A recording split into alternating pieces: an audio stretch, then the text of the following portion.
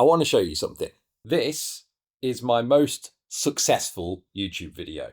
It's gotten over 1 million views. It's earned me close to £2,000 or $2,500, and it took me 4 hours to make. This video, on the other hand, only got a little over 1,000 views. It's earned me no money. It took me months to make it, and I think it is my favorite thing that I've ever made.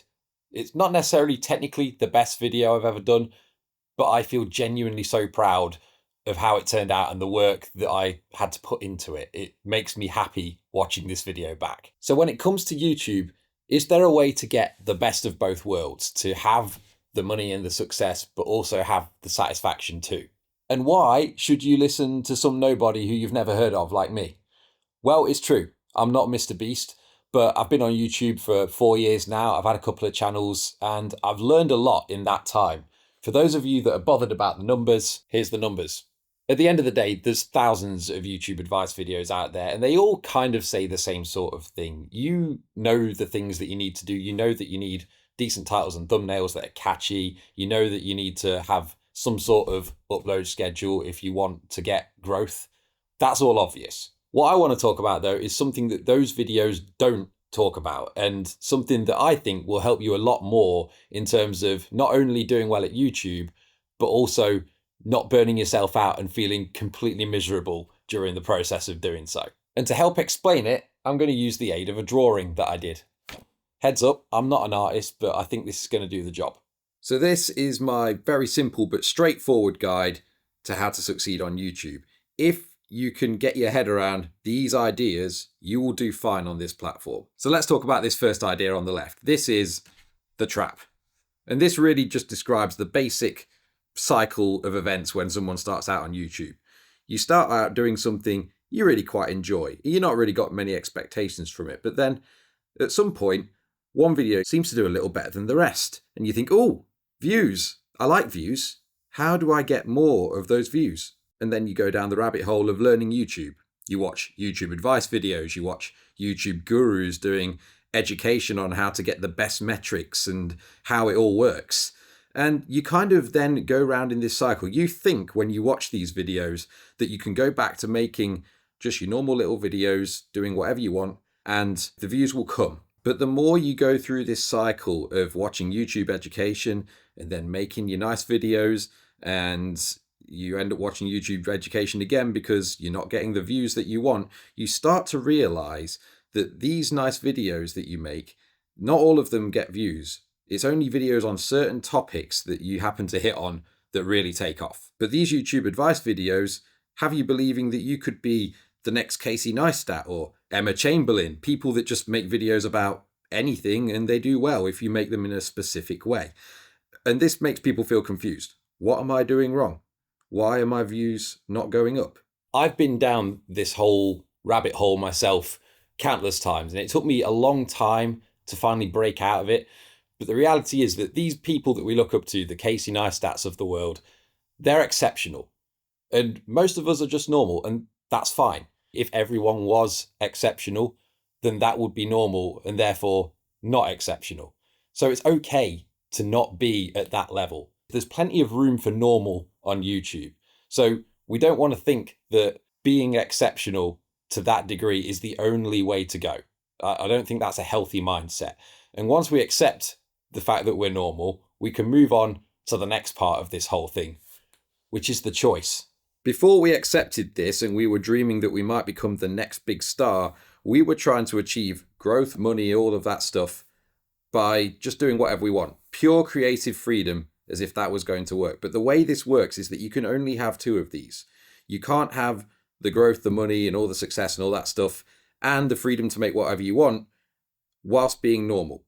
It doesn't quite work like that. And that's okay, but here's how it works. If we accept that we're normal and we want to make whatever we want in the whole world, anything we can imagine just whenever, then we can't expect that we're going to get the growth.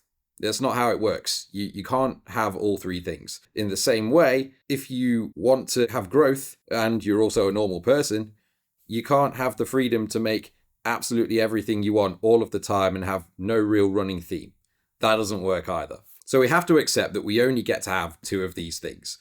That's how it works, and that's fine.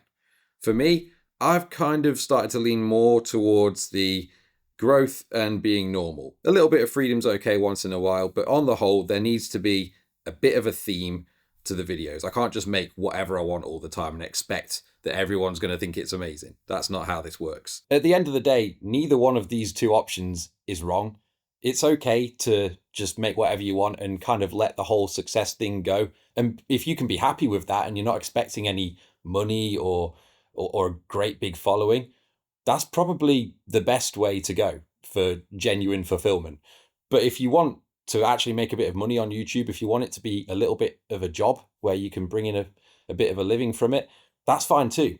You just got to be pragmatic about it and realize that you can't go about it in a naive way. You have to accept the cards you were given, which leads me on to the most important part of this diagram. Sustainability. We'll leave that there.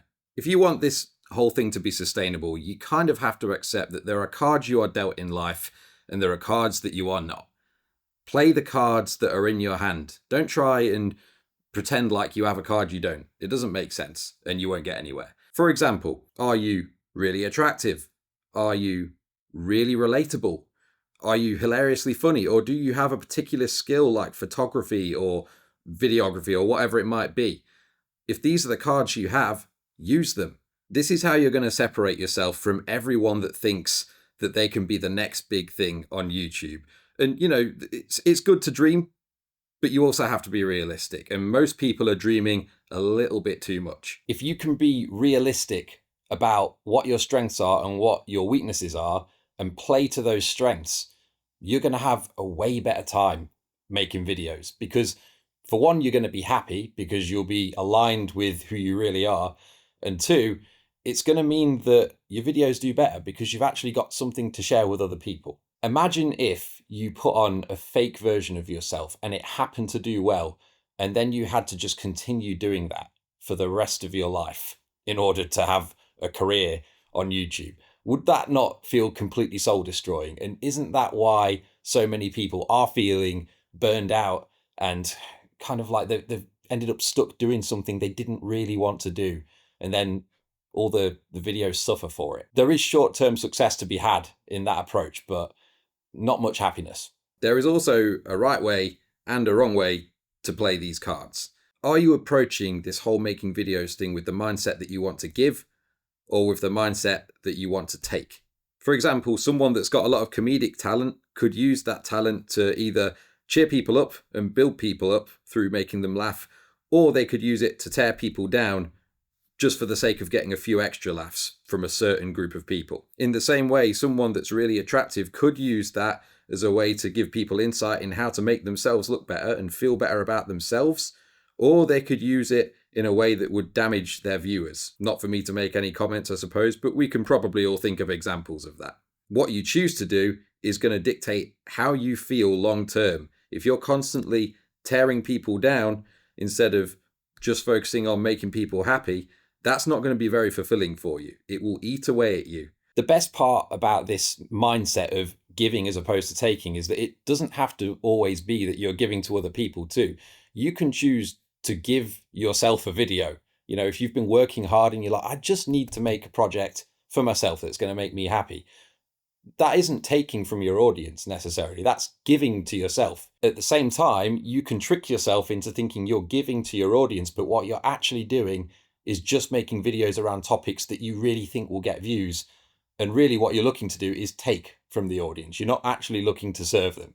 So this whole mindset, playing the cards that you were dealt and giving as opposed to taking, if you can do that successfully and honestly, then you're going to feel so much better about the things that you make on this platform, and you're not going to end up burning out, at least not as often as someone that is just constantly chasing the views for themselves or trying to benefit themselves at the expense of anyone who might be watching. So in review, don't fall for the trap of thinking that you're something special when you might just be normal. That's fine. Normal's good. Normal's more relatable than special in a lot of ways. Secondly, you need to make a choice. Do you want to have the creative freedom to do whatever you want, or do you want to grow? Usually you can only pick one of those. And of course, if you want this to be sustainable, you've got to be pragmatic about it. You've got to play to your strengths, use the cards that you were dealt, not pretending to be someone that you're not, and focus on giving rather than taking. If you can do all of these things, it really doesn't matter how many views you get in the long run. You're going to be way happier than you would have been had you just continued in this initial cycle, chasing money, chasing views, internet fame, and just feeling kind of miserable. If you liked this drawing, by the way, this kind of Homath inspired doodle that I've done, you can actually buy it. It's part of a bundle on my website where you'll get this in the form of kind of like a screensaver type image. There's also a filmmaking cheat sheet with a ton of helpful information on that you usually end up Googling because you can't remember. And I've also thrown in a few editing assets, things like aspect ratio overlays, and also a B-roll placeholder, which I use because I often forget to shoot things. And this little placeholder just helps me remember that I need to do that. And you can get it all for the price of a cup of hipster coffee on my website. The link's in the description if you'd like to buy it. It'd support the channel, so thanks. And that is all from me today. Thanks for watching. I'll see you in the next one.